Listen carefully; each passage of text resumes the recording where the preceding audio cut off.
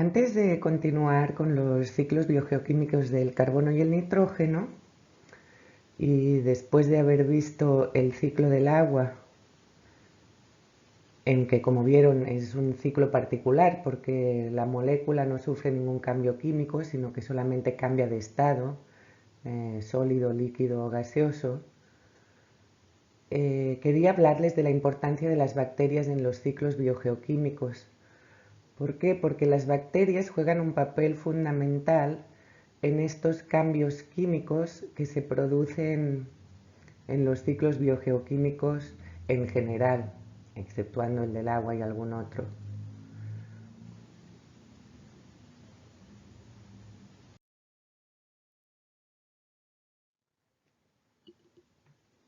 Empezaremos recordando qué son y por qué son importantes los ciclos biogeoquímicos.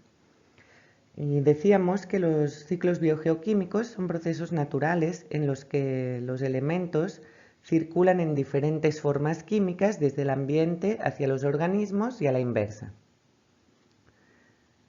Mediante los ciclos biogeoquímicos se define gran parte de las condiciones que nos permiten vivir en el planeta. Tal vez ustedes se pregunten cómo puede ser eso. Bueno, hay muchas formas y iremos viendo algunas, pero les voy a poner de ejemplo la fotosíntesis, que es un proceso que más o menos ustedes ya deben conocer. La fotosíntesis forma parte del ciclo del carbono. Durante la fotosíntesis, los organismos productores primarios fotosintéticos, es decir, los organismos que son capaces de tomar nutrientes inorgánicos del ambiente y transformarlos en materia orgánica usando la radiación solar como fuente de energía, captan dióxido de carbono o CO2 de la atmósfera. El carbono del CO2 captado de la atmósfera es almacenado en los cuerpos de los organismos fotosintéticos en forma de materia orgánica o biomasa. De este modo, el proceso de fotosíntesis contribuye a la retirada de CO2 atmosférico y a la disminución de este gas de efecto invernadero en la atmósfera, lo que ayuda a controlar el calentamiento global. Por si no recuerdan bien qué son los gases de efecto invernadero y cómo repercuten en el calentamiento global, les dejo un enlace para que lo repasen. Pues es importante que ustedes entiendan, ¿no?, cómo esto participa en mantener las condiciones generales del planeta.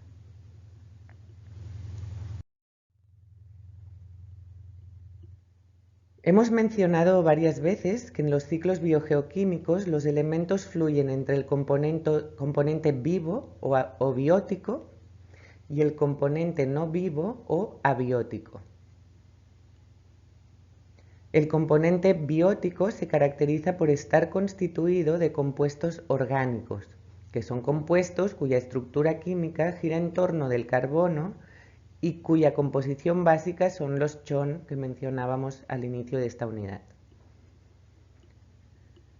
El componente no vivo o abiótico está constituido por compuestos inorgánicos cuya estructura química no está centrada alrededor de átomos de carbono y no están asociados a la presencia de los seres vivos. El intercambio de elementos entre organismos que corresponden al medio biótico y entre el medio biótico y abiótico es rápido. Los organismos productores toman elementos inorgánicos del medio abiótico y los transforman en compuestos orgánicos. En la red alimentaria, los compuestos orgánicos son transferidos entre organismos y finalmente, cuando los organismos mueren y se descomponen, los compuestos orgánicos son transformados a inorgánicos y devueltos al medio.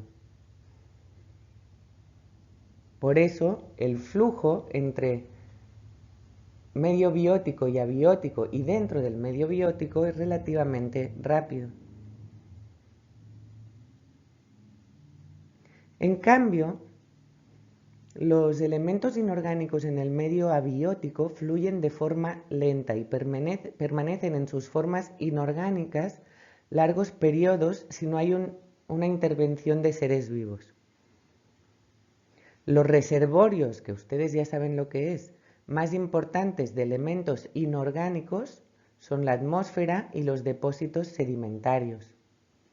Si recuerdan la superficie del planeta que está cubierta por mar y piensan en la cantidad de sedimentos que se pueden depositar en esta, imaginarán el papel tan importante del fondo marino como reservorio de elementos inorgánicos.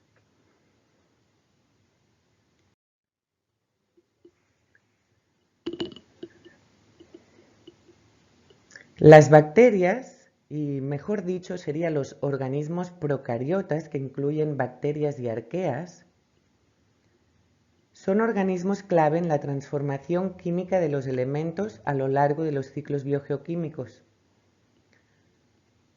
Son los principales organismos que facilitan la transformación de la materia de inorgánica a orgánica y de orgánica a inorgánica. En este sentido, juegan un papel crítico en la biodisponibilidad de muchos elementos. Solamente para asegurar que saben de lo que hablo, recordemos que la biodisponibilidad es la disponibilidad de una sustancia para ser tomada y usada por organismos biológicos o organismos vivientes. Es decir, los organismos no pueden usar todas las sustancias para su nutrición debido a que no presentan ciertos enzimas o mecanismos fisiológicos. Las sustancias que pueden usar son aquellas que son biodisponibles. Las bacterias, gracias a su diversidad metabólica, pueden transformar sustancias inorgánicas a otras sustancias inorgánicas que los demás organismos puedan usar.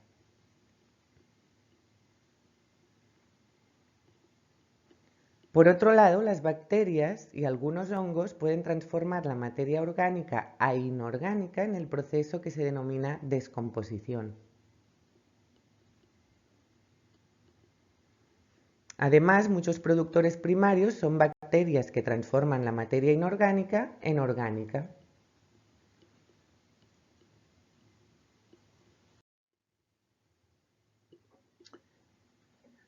La versatilidad de las bacterias en todos estos procesos viene dada por la amplia diversidad metabólica que presentan. Con diversidad metabólica nos referimos al conjunto de reacciones químicas mediante las que pueden sintetizar o destruir moléculas aprovechándolas para su nutrición. Como saben, todos los seres vivos necesitan una fuente de carbono y una fuente de energía para sintetizar macromoléculas. Según el origen del carbono que utilicen, y lo ven aquí en las columnas de esta tabla, los organismos se pueden clasificar en autótrofos o heterótrofos. Los organismos autótrofos son aquellos que utilizan carbono proveniente de moléculas inorgánicas. Como ejemplo tenemos los organismos fotosintéticos que hemos visto hace un momento, que usan el carbono de CO2 para la síntesis de moléculas. Los heterótrofos usan el carbono proveniente de moléculas orgánicas, como por ejemplo los humanos, las vacas u otros animales que se les ocurran. Estos organismos necesitan ingerir materia orgánica para su nutrición. En cuanto al uso de energía, los organismos pueden usar energía del sol para reducir los compuestos y estos se denominarán fotosintéticos. Recuerden que el prefijo foto de fotón significa luz. Por tanto, son organismos que sintetizan materia utilizando la energía de la luz o radiación solar. Por el contrario, los organismos que usan energía química para sintetizar compuestos orgánicos se denominan quimiosintéticos. ¿Dónde está almacenada la energía química? ¿De dónde la sacan? De los enlaces químicos que hay en los compuestos orgánicos o inorgánicos. Por eso se usa el prefijo quimio.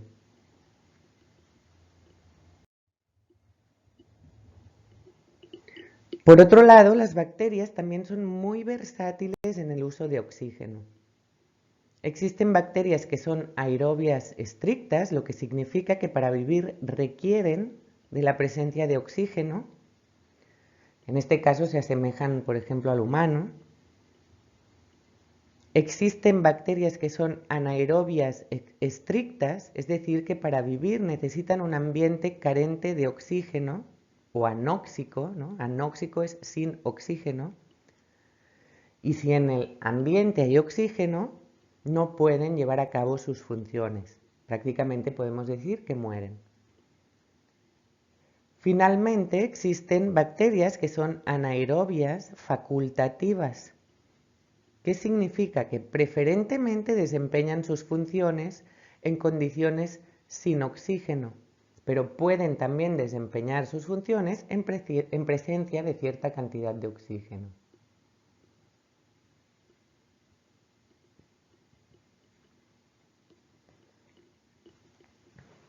Como hemos visto, la diversidad bacteriana presenta todas las combinaciones de carbono y energía utilizados y posibilidades de uso de oxígeno. Esto nos da un abanico enorme de posibilidades para su desarrollo.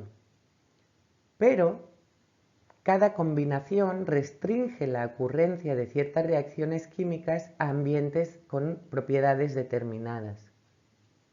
Y esto influye cómo se desarrollarán algunos pasos de los ciclos biogeoquímicos y dónde.